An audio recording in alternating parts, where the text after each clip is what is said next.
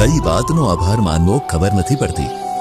ખેતીમાં સહાય, સિંચાઈની સુવિધા, પાક ધિરાણ, આવા તો કેટલાય લાભો મળ્યા છે અને સહકારથી સમૃદ્ધિ અમારા જીવનમાં આવી છે. આવા 75 લાખથી વધુ ગુજરાતીઓએ વરસાવી છે લાગણી પોસ્ટકાર્ડમાં. કારણ કે 2001 થી લઈને અત્યાર સુધીના 24 વર્ષમાં ખેડૂતોને સદ્ધર બનાવવાની વાત હોય કે પછી સ્વદેશી ઉત્પાદનોને પ્રોત્સાહન આપવાની, આવા તો અગણિત કામોને પાર પાડ્યા છે આપણા માનનીય વડાપ્રધાન શ્રી નરેન્દ્રભાઈ મોદીએ.